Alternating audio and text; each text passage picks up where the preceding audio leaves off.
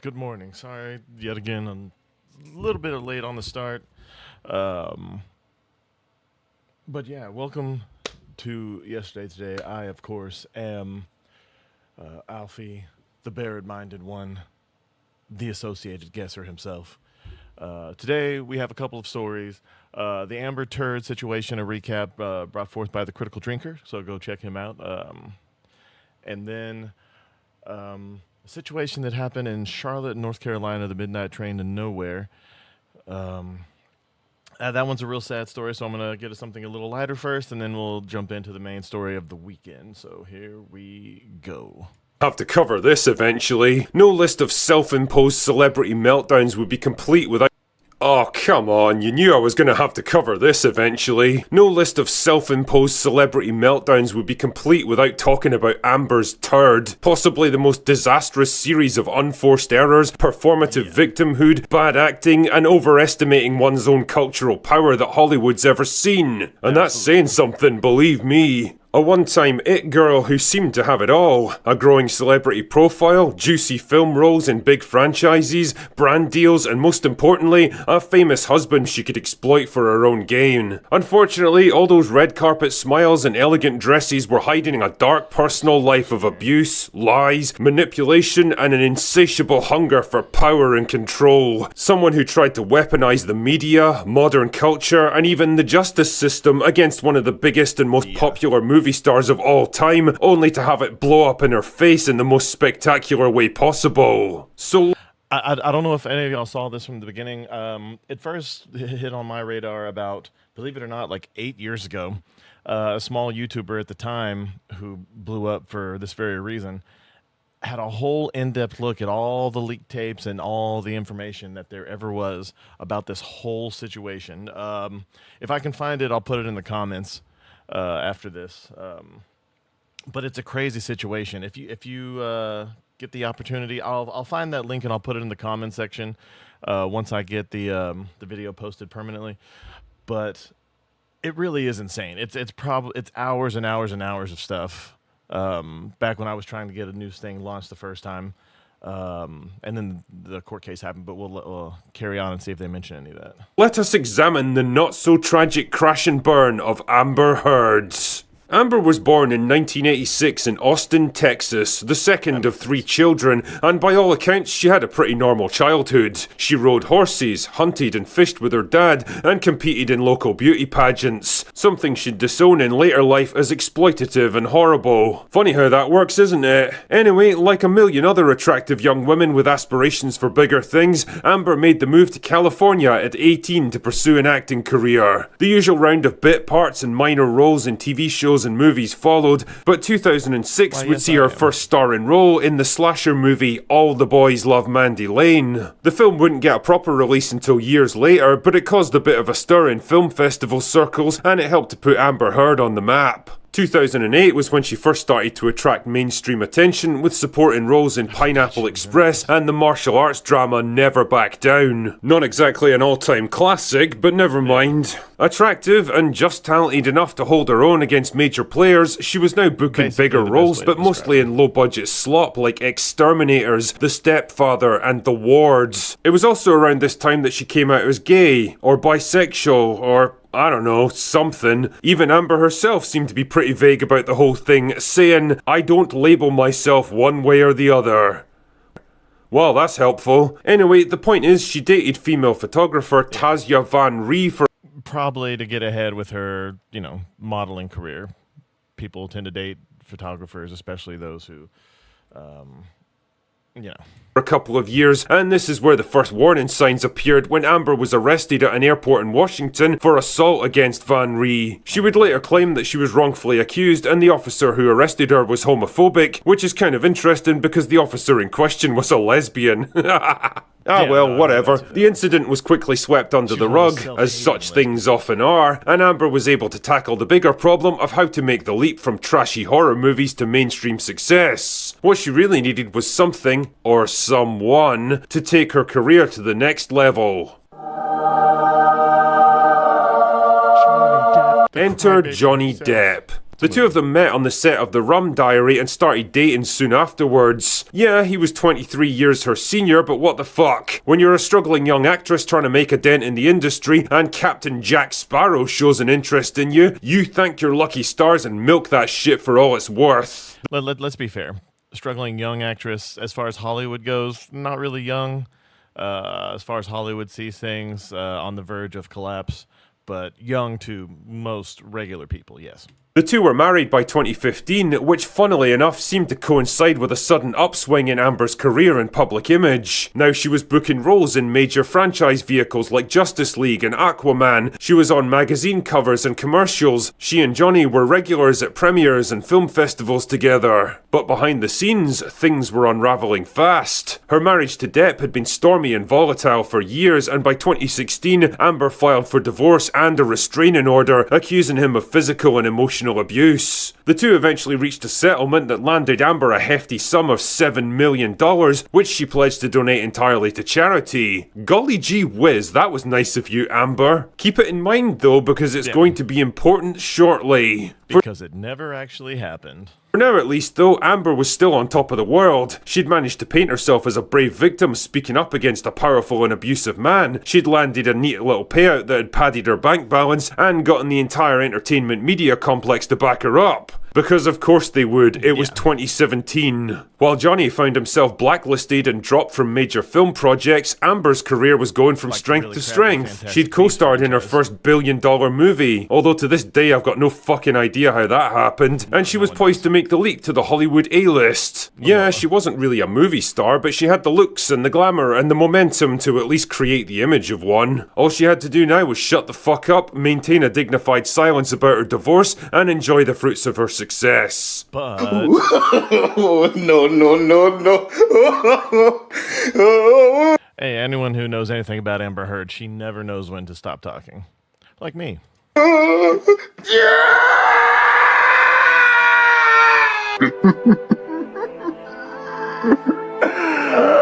Yeah, so that didn't happen. For reasons best known only to herself, Amber decided to stir up controversy all over again by writing a 2018 op-ed for the Washington Post where she once again tried to paint herself as a helpless victim, getting raked over the coals for speaking up about the abuse she'd suffered. Yeah. What, are you retarded?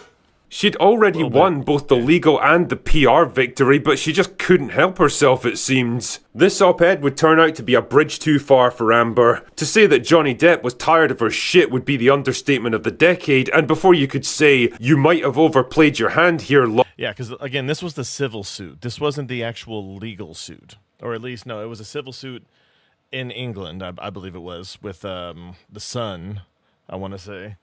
That's S-U-N. He'd launched a major defamation lawsuit against her, accusing her not just of lying and falsifying police reports, but of being the real abuser in the relationship. Claims and counterclaims were flying around like angry hornets, and the atmosphere was Speaking of which, her dog stepped on a bee, y'all. Gall. Yar.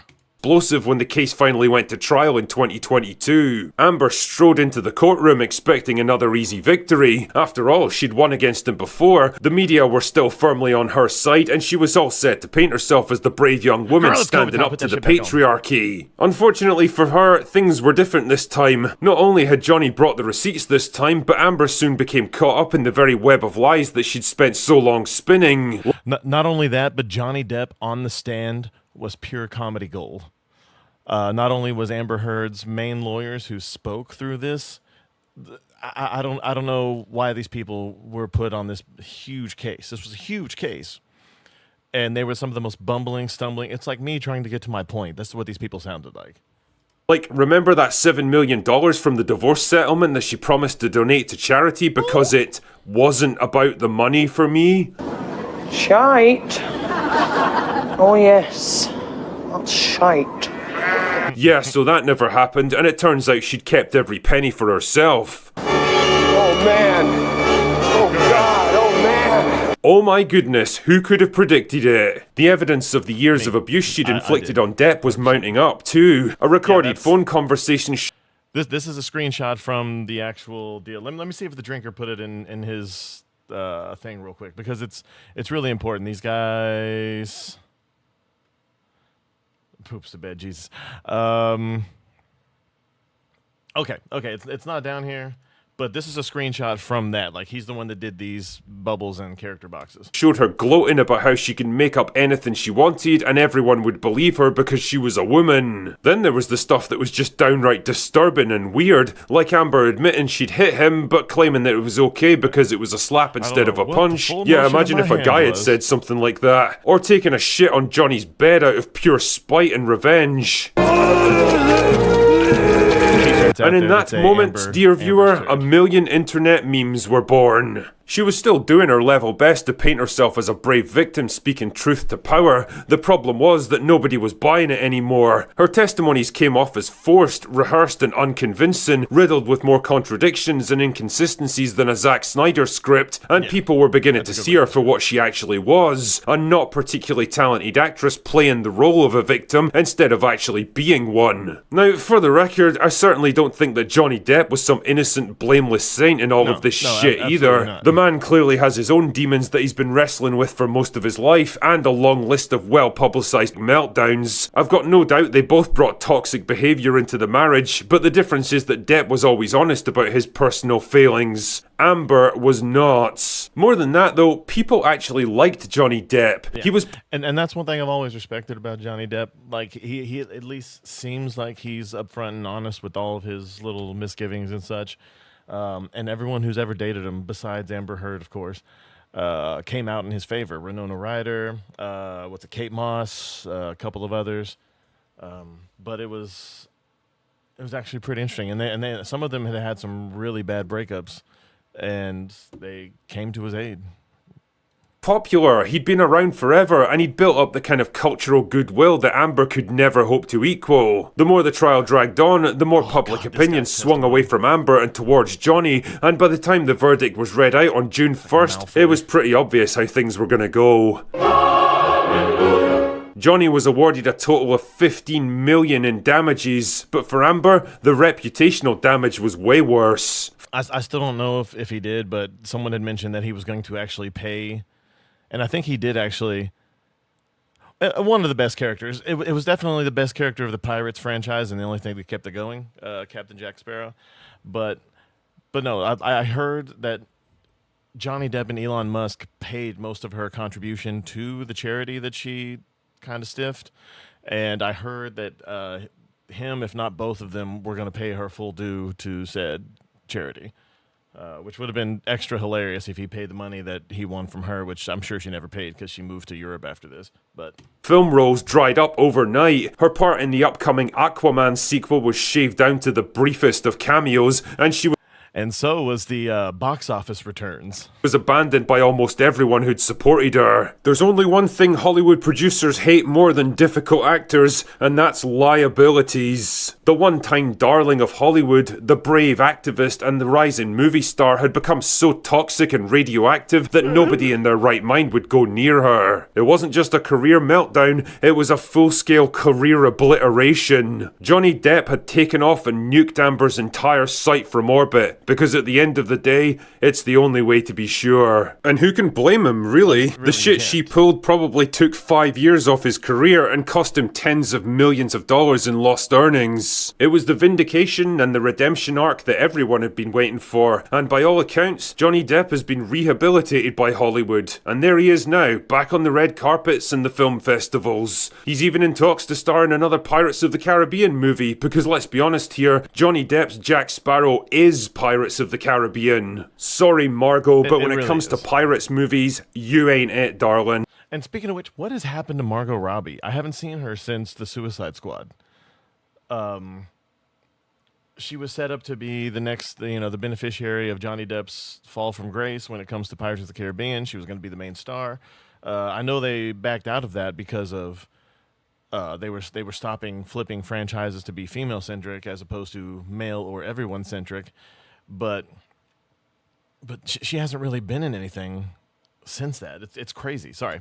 And what's of Amber, you might ask? Well, in the wake of the verdict, she fled to Europe under a new identity, and for the past couple of years, she's been working on the next chapter of her life. Whatever the fuck that means. Considering she hasn't been in anything since 2023, and there's no plans for any upcoming projects, I suspect her next chapter is going to consist mostly of vacation time and reflecting on the sheer enormity of her fuck up.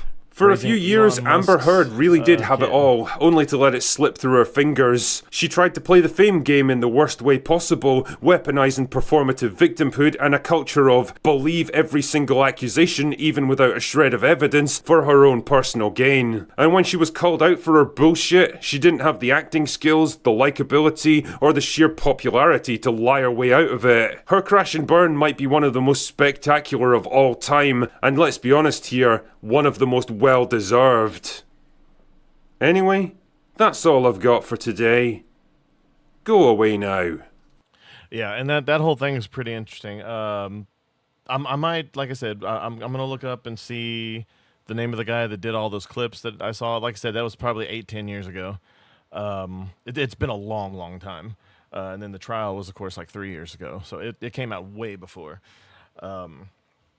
But they were even used, and then people made their claim to fame. I think that Umbrella guy was started in this trial, and he hasn't really done much since. He'll pop up every now and then. I think he talked about the Manson trial, Marilyn Manson, and so on and so forth. But anyway, we'll continue to the main story, the sad story, over the weekend. Let's talk about this thing I was trying to avoid.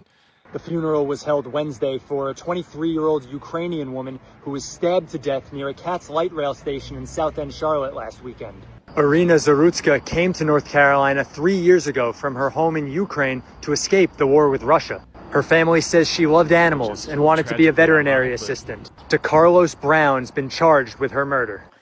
When something this dark happens here, it is truly devastating and shocking. It should not happen to anyone. Notice all this is anywhere in from the TikTok and world. shit, because You can find my full coverage on QCnews.com and follow me for more Charlotte news. Anyone who lives in Charlotte, this is really sad, disgusting, and disturbing. This homeless man just unalived this young girl on the light rail in South End. So be careful getting on the light rail, and be careful around homeless people. Some of them might be, people that are just having a rough time, but usually that's not the case. Most of the time when people are having a rough time, they very close to home for me, out of Charlotte, North Carolina. Now, this story is going viral. It is getting national news attention because it involves, yet again, an individual who should have never been out in the streets, stabbing somebody to death, killing somebody, in this case, a Ukrainian woman, a refugee who fled war-torn Ukraine to come to the United States of America and to lose her life in an act of diversity, equity, and inclusion, right? And that is essentially the story we got to talk about here. I don't know if I would have phrased it that way, but I want okay, to talk about it because the mayor's response to this story is getting a whole lot of backlash. And again, I have a lot of personal experience in Charlotte, so I can give a very unique perspective on what happened here. So without further ado, let's go ahead and get into this. Developing this afternoon, a tragic twist in the case of the young woman stabbed to death on the light rail. We have now learned that she escaped war-ravaged Ukraine. I'm Evan Donovan. Good to have you with us. Police say that attack happened in South End on Friday night, a very busy time for people to be out and about. Channel 9's Joe Bruno joins us live from there now. Joe? She fled war-torn Ukraine only to be stabbed to death on Charlotte's light rail. That's according to friends. The man accused of stabbing her remains in the hospital, and as recent as... And quick side tangent, I've watched the original unedited video. Don't watch it. Just don't watch it. It's probably the most shockingly disgusting video I've seen since the original Taliban beheading video. And I watched a bunch of those when I was in the military, and it's savagery. Like I don't understand, because you'll see later they'll explain how there was at least no connection between these two people, and you'll see the video up into the actual act. But it's horrible. It's just disgusting. Don't look it up. And I'm not just saying that because I want you to, like I normally do. Like seriously, don't look it up. It's gross. It's one of the most shockingly violent things that I've seen probably since those original beheading videos again. But here we go. Last month, there were concerns about his mental capacity. CMPD has identified the victim as 23-year-old Irina Zarutska. They say she was stabbed to death Friday night on the light rail, and we have photos of her. The crime scene was at the East-West station in South End. Wow. This story is so crazy to me for multiple reasons. First and foremost, again, you have a Ukrainian woman who fled war-torn Ukraine. So she literally fled war. Okay? And she came to the United States of America and she lost her life in what seems to be just a random act of violence, right? Just some lunatic, right, who is a career criminal, just stabbing a woman to death. It seems as if some American cities are, in fact, more dangerous than war zones, right? Despite the propaganda for the Democrat Party telling people that crime is down, I'm not sure, right? I'm not entirely sure. Some of these cities are really bad. Now, one of the reasons why this story is super crazy to me is because I actually used to live in South End. When I graduated college, I moved to Charlotte, and I lived in South End, literally down the street, walking distance from that rail stop. Again, this is why this story is super crazy to me, because South End, for the most part today, is very gentrified, right? In the sense that they moved out the hood. Because when I first moved there was still the hood there. It was still there. And at the time, they were kicking people out because they were going to redevelop the area and to actually bring some civilization, right, to that area. But the crime problem still persists despite the gentrification. And I think one of the reasons why is because the light rail runs straight down the middle of South End into Uptown. Okay, so the light rail, people can just get on it. You're supposed to pay before you get on it, but as you can imagine, there are a lot of free riders who just get on. When I was in Charlotte, and it's still a thing today, of their skin color, right? So totally understand his ability to proceed, and records say he is homeless and he has a lengthy criminal history. Just last month, his public defender made a motion questioning his ability to proceed in his court case about misusing the 911 system. The judge ordered a forensic evaluation, but he was allowed to be out and about. The criminal charge stemmed from... And see, that's a crazy thing about a lot of these, because I've noticed, look, I can understand if it's like petty theft or not even breaking and entering, but just like little things. I can understand letting people out for no reason for little things. But violent, like anything violent, especially where people got hurt or someone was brandishing a weapon of some sort or having a very public violent meltdown, I don't understand why these people get off, especially multiple offenses. He should have been put somewhere a long time ago. And even though we're in one of the most mental health, like the most aware of mental health situations we could be in, you see it everywhere. BetterHelp is one of the most advertised things on YouTube, especially Twitch, the whole deal. Yet we're one of the most, and as a country, we're probably in the most insane points of everything, because everything is focusing on you at that level, and it's starting to get nuts. I mean, it's not starting; it's past nuts. It's about on the verge of collapse, but we'll see. This past January, when police say he called 911 and claimed someone gave him man-made material that controlled when he ate, talked, and walked.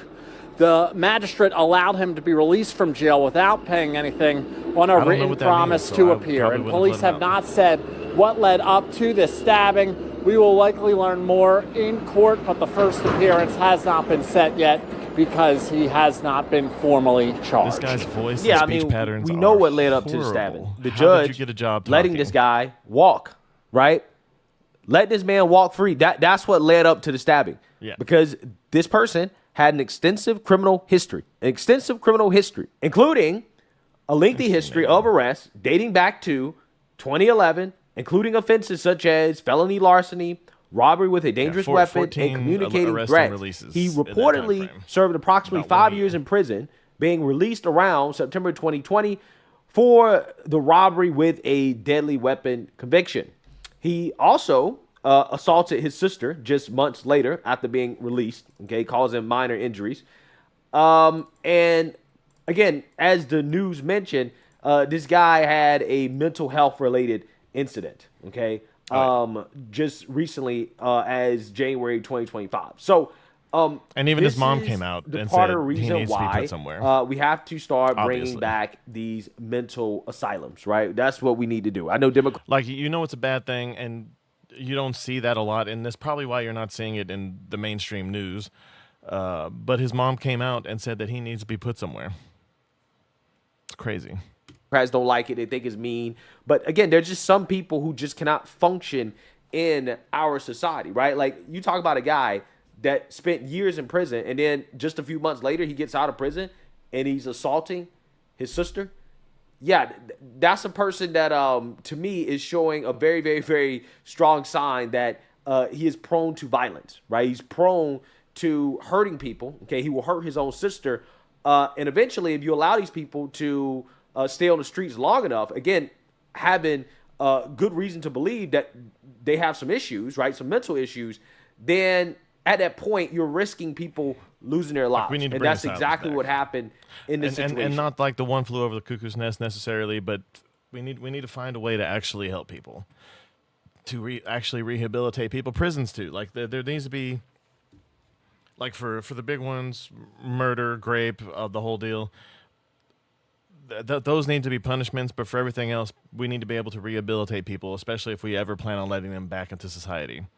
You can't just punish people. There needs to be punishment, of course, but there has to be something to prepare them for being back out in the real world, and that's just it. And you're like, there can be a punishment cycle and a rehabilitation cycle, or something to that effect. But the way we're doing things right now is not good, especially as far as asylums go. Okay, this is the same story over and over and over again. So let's go ahead and play a clip showing a little bit of what the mayor said about this, because she is receiving backlash, especially after the footage of the stabbing was released, and we're going to get into that as well. Now, in a statement released by the mayor, she expressed her sympathies to the victim and her family, stating, quote, "My thoughts and prayers go out to the young woman's family and friends. When it came to the suspect," she wrote, "while I do not know the specifics of the man's medical record, what I have come to understand is that he has long struggled with mental health and appears to have suffered a crisis." Like, that's what the FOP is upset about. They say the mayor should have talked about the failures of the lack of resources the city provides for serious mental health issues. They also called out City Councilman Edwin Peacock to, quote, "use thus tragedy to promote the transit sales tax." We do know Council member Renee Johnson requested an update from CATS on a recent change in their safety and security vendor. Data we access shows there have been at least 43 different incidents involving the transit service so far this year. People we spoke with are hoping for safety updates on CATS and in the city as well. Yeah, so again, my personal experience. Talk about crazy. Advertisements, man. Look at this right there. What even is this? Riding the light rail. Okay, and I rode that light rail a lot when I was living in Charlotte, living in South End. It's an easy way to get to Uptown. But again, unfortunately, this rail goes very, very, very south. I've been let out on the street. The judge failed. Okay, yes. We need to start putting these people in mental asylums. Okay, getting them off of the streets, getting them out of society. Right? We only got to deal with them. Right? We ain't got to deal with them. Okay, that'd be the best thing to do. Okay, yeah, and don't let them out unless they make real progress. Outside of that, also, again, not enforcing the ticket, not enforcing the fact that, hey, you should be paying to ride the light rail. They don't do that, and because they don't do that, if this dude would have been checked from the beginning and not allowed on the light rail, then this wouldn't have happened. Okay, so again, I can identify exactly what went wrong here just based on my experience living in this area. So without further ado, we're going to go ahead and get into the video being released of this stabbing, because the video is very shocking. It's 9:46 p.m. You'll notice right away, this looks like any other ride aboard the light rail. Yeah. People are doing what they do these days, keeping to themselves, scrolling on their phones as they love ride how they along. show three people having The a man conversation when accused they say in the keep it to killing, DeCarlos Brown, is in the red hoodies on the right side of your screen. Now, and anybody who's lived in a big city or anybody who's been around, crazy folk, look at the way this dude's moving. How many of y'all would have sat anywhere near this dude? This ain't a race deal. This ain't a, hey, great streamer, your content. Yeah, sure. We can definitely check something out. Shoot me a message on X. But just the way this dude's moving. Nobody's sitting next to this dude. It's not a race thing. White, black, Asian, Hispanic. Nobody's sitting next to this dude, even people that know him. I promise you. Like, this is crazy. Like, the fact that this dude is sitting so close to him, unless he came on after you, but still. Appears to be maybe a little emotional, perhaps a little he's agitated. He's jittery. He's but having nothing a breakdown. disruptive. There's nothing that gets anyone's attention. Like, this About is not 30 listening to seconds music, later, head Irina nodding shit. Zarutska boards. She's wearing a hat and a T-shirt from a pizzeria, and she sits in the row in front of Brown. She has earbuds in and is looking at her phone. She just got off work. She's She's just got a shirt minding from her own where she business. works, clearly. They ride along for Yeah, she just around really likes 4 pizza. minutes with nothing unusual happening. Then around 9:50 p.m., Brown reaches into a pocket. We've zoomed in on it here. He pulls out a pocket knife. No one notices a thing. Seconds later, he would stand up, and from behind, We'll be right unprovoked, back. as we stop the video, Yeah. he would stab the young woman several times. It's brutal. Wow. In the neck. This girl had no chance. It came out of nowhere. Absolutely insane.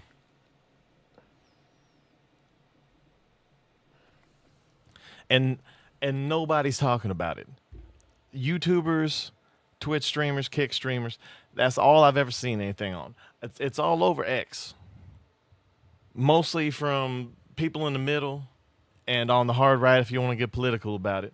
But nobody, no mainstream sources, not even Fox News or the other conservative one. Absolutely nobody. Just losers like me. This gentleman right here, not saying he's a loser. I was only throwing myself in on that one. I don't know. He might be, but first time I've seen him particularly. But this shit's crazy. Stuff like this just makes you angry. Yeah, it just makes you angry. This just should not be happening. And then we'll look at what happened after. We'll go to what happened is. after. I'm just sick of it. Because the after I'm is sick just of these as people. crazy. I'm sick of these people. I really am. She had I don't know no what you mean by chance to crazy defend people. We'll say herself. it's crazy people. The attack was over in seconds, and when it was over, Brown look, walked through the train he's attempting dripping. to get off. Just dripping Few everywhere. passengers, if Walking any, past at people. This first dude's got blood on realized his what had hands. happened This girl, she until made- they maybe noticed thought she drops did of something. blood I don't on know. the floor. Wow. 90 seconds after the dripping attack, everywhere. a bystander rushes down to begin lending Don't aid step in to that shit, man. They'll Zarutska. think it's you. They'll track She you would by your die from her sneakers. You ever injuries. watched any of those shows? 30 seconds later, 9:52 p.m., 6 minutes into the video, Brown Nobody. leaves the light Not rail. nobody stopped her. This The girl video don't here know- shows us just how and there's no quickly baby in things that happened stroller. and how difficult it would have been to prevent once he got on the train. And that is an important part to all of this. From what we've been told, Brown never should have been on the train. Nah. Authorities tell WBTV he did not buy a ticket. Kat says it is working on ways to keep fare skippers off. But mass he punched a transit. ticket, but Siobhan? he didn't have a ticket. Yeah. What makes me so angry about this is that there's so many opportunities to prevent this. There was so many all the time. It's always the same. Always. So again, the Democrat mayor is getting backlash for her response to this.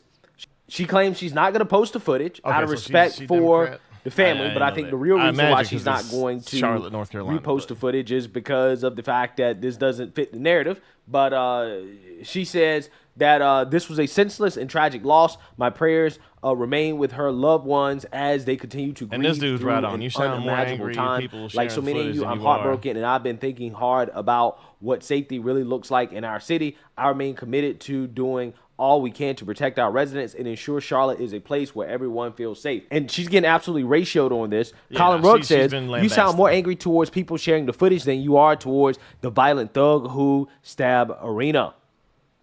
Bizarre. Jeremy Prom says, interesting how you couldn't just say violent racist attack where a black man attacked dude's a and murdered a YouTuber. white Look, woman I'm- simply I'm- because of the color of her skin. I agree. The media Now, faces again, I'm not one- even more sure one way if than that's another, really the motivation but here, but you know, there's we no all reason know to see that this attack was based on race. For all we know, I mean, look, it could have been 100%, but people are crazy, and there's nothing saying that these two people knew each other or anything like that. There's other white people on the bus or the train, sorry. But look, if it was, I would absolutely say if there was anything that came out, if he, because a lot of time when these attacks happen, you'll see something on Twitter or something or Facebook or this or that. But this man was homeless, so we really don't know. We really don't know. I mean, he could just hate this pizzeria. Maybe he used to squat outside of it or something. And this girl in particular, we don't know. I will say one of the most disgusting race-based things I've ever seen on X, where he's looking right now, you'll see that people are saying that he saw that she posted something or was saying something racist on her phone. That is ridiculous. That is projection. Like, come on, be better than that. what the reaction would be if the roles were reversed, right? Could you imagine a random white man stabbing a black woman? Yeah, we do know that people would be, pulling the race card saying that, well, this happened because this white man, was racist and hated black people and just wanted to take it out on some random black person. They'd be saying stuff like that. But, yeah, I mean, again, this is, this is crazy. This person says sunlight is the best disinfectant. Charlotte mayor is responsible for this violence. All politicians that allow violent criminals on the streets to prey on the innocent are culpable. My dumb ass was trying to scroll down like I was. You should be doing charged with accessory to murder. And then at Pam Bondi, look at this. Look at this. Look These at are all all these 14 mugshots. mugshots since what was the first one? That's how much this person's been arrested. Like 2011. Looks shocked each And, time. Look at that shit. Again, individuals like this woman think that's a good idea to allow these individuals to be out on the streets, right? This is what you get when you vote for individuals like this, right? This is what you get. That's what happens. Matt Walsh chimed in on this because apparently there's a quote here from the mayor basically saying that they will never arrest their way out of issues such as homelessness and mental health. So basically, people like that individual, which only makes sense if you're arresting someone just because they're homeless or have mental health issues. Makes no sense. No sense if they actually commit a crime, especially a severe crime. Like even if it's just chasing people on the street. I mean, even then, put them in. We need to bring back any kind of mental institution, something that's not as bad as what prison would be for some people. Like, absolutely insane. She doesn't want to arrest them. She doesn't want to actually, get them off the streets. The mayor said, mental health disease if you're not doing is just anything that, for a the disease like any other that needs. Letting it fester is not doing anything for the disease. That'd be like you coming into a clinic and them just saying, "Oh, well, you don't have insurance, so we'll just let you out. We'll just let you out. You can wander around with your heart disease or your cancer. Best of luck to you." To be treated with the same compassion, diligence, and commitment as cancer or heart disease. Matt Walsh responded. He says, the mayor of Charlotte blames the savage stabbing of an innocent woman on, quote, mental health disease, which she says should be treated with compassion in the same way that we treat cancer. Mental health has become an excuse for all human evil. That was always the intention. The psychiatric industry is a plague on mankind. Yeah, so here's the thing. Your compassion has blinded you to reality, my friend. This guy clearly did have mental issues, right? I think that, you have to have a mental issue in order to just... And no, 100%. Look, ladies and gentlemen, or sorry, boy and girl, man and woman, lady and gentleman, because there's like two people in here. But long story short, something tragic happened. I am happy that at least not that many people, except for D-Day Cobra, are blaming race on this. And even him, he's blaming the media because they're not showing this because of the way the races were organized as far as which side of this. while I do agree that the media does push certain narratives, it doesn't explain why Fox isn't putting it out there. Nothing from Fox or the other one. Conservatives, I'm sure there's one or two of you out there. Remind me what the other one is. The one that's the MSNBC to Fox's CNN. But because that's the only thing is Fox is not the most extreme news network for conservatives. Just the same way as CNN ain't the most extreme for liberals. We all know it's MSNBC and the other one. But no, this whole deal is just it's crazy. It never should have happened. As you saw, this man had 14 mugshots in there. Yeah. Accessory to murder, and then at Pam Bondi. Look at this. Yeah, 14. And he looks surprised every single time. That one ain't even him. Like, come on now. Like, this man did a metamorphosis. Okay, so 13. That's racist. That looked more like Kevin Hart did the fusion dance with Tracy Morgan. Like, that is insane. But nah, 13 times. It should have been caught way before that. The man was in jail for 5 years and still managed to be arrested 12 other times in a 14-year period. Arrested 12 other times, because we're not including that one because this is a different DeCarlos Brown. Come on, y'all do better. But 12 other times in the span of 7 years. I know it took too long to do that math, but anyway, just try not to let the news get you down. But as far as your voting habits go, pay more attention. Conservatives and Democrats are not getting it done. I'm not saying that Elon Musk, whatever the fuck party he was talking about, is the way out, because right now all third parties do is take votes away from the other side of whoever that falls on. Sometimes they take votes from both. Sometimes they take it from only one side or the other. Democrats definitely weren't getting done. Conservatives are a bunch of pansies, except for Trump. But, you know, say what you want about Trump. He at least does what he says he's going to do, except for the Epstein list.